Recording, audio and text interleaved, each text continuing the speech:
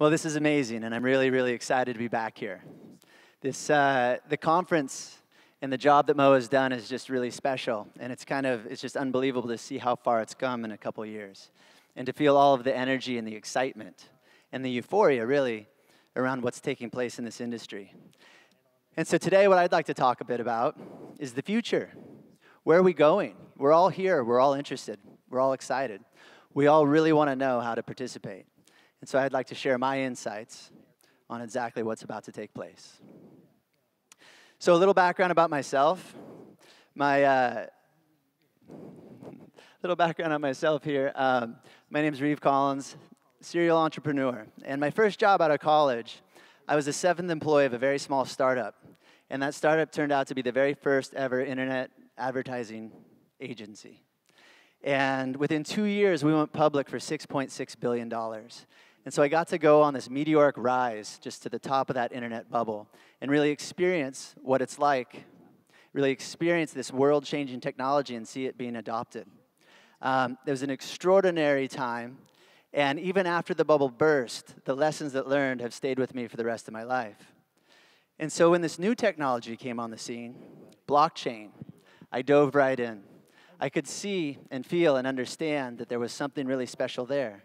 Even though the first time I saw it at the end of 2013, it was kind of hard to grasp and get my hands around exactly what it did. But once it sunk in, I dove in, and just like Avanade was a pioneer in online advertising and the internet, I had another chance to be a pioneer in a great new industry, blockchain. And I was the co-founder and CEO of Tether. Tether put the dollar on the blockchain. And today, what Tether is, it's a foundational part of this ecosystem. There's about $5 billion a day traded in daily volume. There's $1.6 billion in the bank account. And so the guy in that Tether was sold in 2015, and they've done an extraordinary job on really getting more people, more tools to be involved in this community. And after that, I got a really good education and a deep dive into what blockchain is and how to expand. The use case is far beyond cryptocurrencies. And so my latest venture is BlockV. And BlockV, we recently did a crowd sale, raised 72,000 ETH. And BlockV is also a pioneer, but it's a pioneer in blockchain 3.0. And that really is the future. And that's what I'd like to discuss a little bit about today. And so 4 years ago, I actually had the pleasure of giving my very first talk on Bitcoin. And it was right here at the North American Bitcoin Conference in 2014. I just got in the industry, and here's the chart. It was absolutely unbelievable. So that's January 2014. We were right there. Within 2 months, Bitcoin went from $100 to peaking at $1,100. This extraordinary run-up. It'd been around for a few years, and this run-up happened. And when it did, it actually gained a lot more awareness. All of these new rags to riches stories, all of these new crypto millionaires, and things like that really attracted the attention of more and more people. And the reason why this is so important, it's because it enabled more people to get involved. And right after this, though, Mt. Gox happened.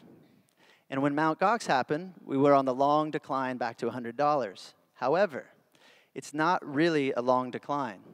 It was a period of innovation because this spike, this run-up, brought it into people's awareness, and it enabled them, let's go back one, it enabled them to dive into the space, to be excited, and to start innovating. So you'll see that long path right here.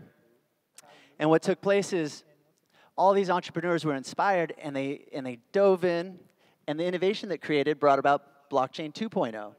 And so right around the middle, you'll see a spike. And so blockchain 2.0, the best example is Ethereum. And the reason why that's so important, it's because the killer app of Ethereum came out, which is ICOs. And then you'll see it rise, and this meteoric rise in the end. And this is where we're at today, January 2018, the present. 2014, lots of innovation. 2018. And now we've burst on the world stage. Everyone's excited. There's 4,000 people in attendance at this conference. The conference hall downstairs is overwhelmed with people. And look at this room. It's so amazing to see the energy, and this is why it's exciting, and this is why it's important. Because it's not about the rise and fall, it's about the expansion of this ecosystem, the expansion of this industry, the fact that all these people are here. And so what does that really mean? So we're right here. People say, is the bubble going to burst? is the market going to go down? That's not the point. The point is that you're aware of it, you're involved, you're excited.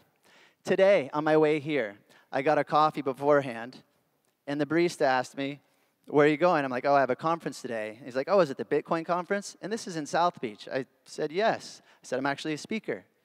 He's like, oh, do you have any altcoins to recommend to me? I'm like, well, V. And he said, that's cool. Is it traded on Binance?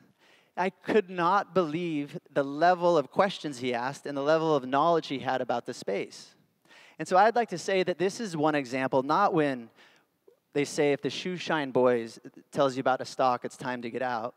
But this is an example of when a barista or people on the street actually know about the technology and are interested in the technology. It's not time to get out of the stock, it's time to get involved in the industry. And so the future, how do we predict the future? You have to take this whole thing and put it in a bit of perspective. So this first little portion here was 2010 to 2014, before that first massive spike in January 2014. Not so massive when you look at where we're at today in January 2018, but still, it was very important because it increased the world's awareness of blockchain technology. People were starting to realize, oh, digital scarcity. That's pretty interesting, and people understood what digital scarcity was, which is a new way to transact. And those things that you can transact are currencies. It can change our global financial systems. Got a big spike, a lot of awareness. And then blockchain 2.0 came about. Massive innovation over 3.5 years. Blockchain 2.0, Ethereum, again, being the best example. All these people dove in, created this new technology. ICOs burst on the scene. A new way to tap investors, community members, people from around the world, a new way to tap their interest, get them excited, and get them involved in your program, in your technology, in your company. It's never possible before. And look what it did. It had this extraordinary meteoric rise to the top. And the difference between this peak and that last peak is that in that first peak, it got a few people's attention. Now we have everyone's attention. We are front and center on the global stage. What we have created, this industry, what you're all here, what you're all learning about, what you're all involved in, what you're all a big part of, really showcases the intention of the world to deliver this new technology that allows us to transact in ways that were never possible before. And we now have a global intention to make it work. So when people are concerned about where's the market going, up or down, it doesn't matter. The market's expanding, it's growing. There's more money, more entrepreneurs, more brilliant people involved. There's so much intention to deliver this world-changing technology to the world. And so what's next? It's blockchain 3.0. We had blockchain 1.0, digital scarcity, tokens. Blockchain 2.0, programmable tokens. Blockchain 3.0 is experiential tokens. So let me talk about that a little bit. Blockchain 3.0, how do we go from millions to billions? We just had this huge spike. We're now on the global stage. We're in front of everyone. Everyone has the awareness. Everyone's aware of this industry. How do we take us from millions of users to billions of users? How do you get this technology to meaningfully interact with the end user? Well, this underlying distributed transactional layer needs to be accessible, scalable, fast, free, engaging. And when you add all those things together, fast, free, cool transactions, but it's not just a transaction, it's a unique digital object that is experiential, you have an amazing experience. You reach that tipping point. You now have an interface for the whole world to interact meaningfully with this new technology, and you get to billions of people. In order to capture their attention, and in order to get people to use it, it has to be those things. It has to be accessible. And so what is that? Blockchain 3.0 includes tokens 3.0. And so I'd like to introduce the VATM. This is the next generation cryptocurrency. It's an entirely new asset class created by BlockV that enables the end user to meaningfully interact with these digital tokens. This is the experiential currency of the future. And why is that? So the word VATM, virtual atom. It's a building block of your digital life. And so we've built upon the innovations of blockchain 1.0 and 2.0 and enabled you to create an experiential token. So the characteristics on the right, that's digital scarcity. That's what you get from a blockchain. And then you add the characteristics on the left, and you get this new experiential world. And in order to have this experiential currency, you then need a platform. And that's the promise that we're here to deliver to the world. The ability to take the best parts of all the technologies that have come before us, the internet, mobile, blockchain, 1.0, 2.0, and now 3.0. It requires the best parts of all of those to deliver this to you, to deliver the new experiential economy of the future. So Block V brings that future that everyone deserves, where value creation is distributed, participation is rewarded, and virtual goods are created, exchanged for the benefit of all. And so, in addition to this, I want to share one thing that, one exciting use case of this technology, a way to really transform our industry and transform how all of these ICOs are done and transform how tokens are being distributed to the masses. Because right now, there is no CRM for the crypto community. So we're introducing token holder experience. How do all these new communities create a one-to-one conduit with their network?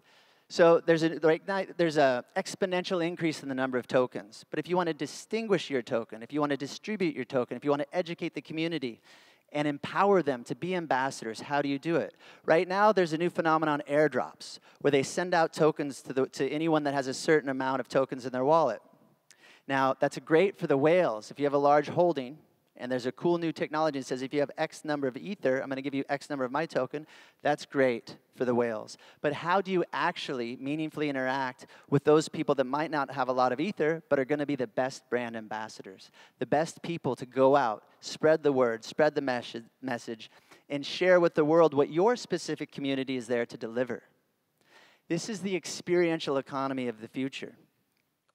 So the token holder experience. So now imagine that you're excited about this new technology, and you have this whole program where they're interacting with you with these VATMs. So they drop a VATM on your phone, and it pops out, and something pops out of it, and it's loyalty and rewards and consumer engagement. It enables you to have that one-to-one communication conduit with the founders. It enables you to spread these tokens to your network, to your friends. And so one amazing use case that I'd like to share with you. It enables you to start your experience now. It's just if you text V to 41411, this is a small use case of what the token holder experience would look like in the future, or what it looks like today. You'll get a share card. This is a gift from Block V. This card enables you to earn V for sharing it. It showcases the programmability of these 3.0 tokens, the experience layer of these VATMs. So now you can experience for yourself what it's like to get a token, this digital unit of value that has a rich multimedia experience attached to it. And then when you share that token with your friends, they get the experience, you earn V. If they share it with their friends, you earn V, as well as they do. So it rewards you for the participation that you play in the ecosystem, and it rewards you for actions taken by people in your downline. It's just one small example of how you can apply this new technology. So VATMs, virtual atoms. Right now, you don't really know what that means, but throughout 2018, you'll start hearing it more and more. It's similar to the word app in 2007. You didn't really have a frame of reference to understand what an app was until the App Store came out in 2008, and until they had ads all around the world that says, there's an app for that. And an entirely new economy was created around these digital programs on your phone. But we believe, and we're here to deliver, an entirely new experiential economy for the blockchain 3.0 revolution. Thank you very much.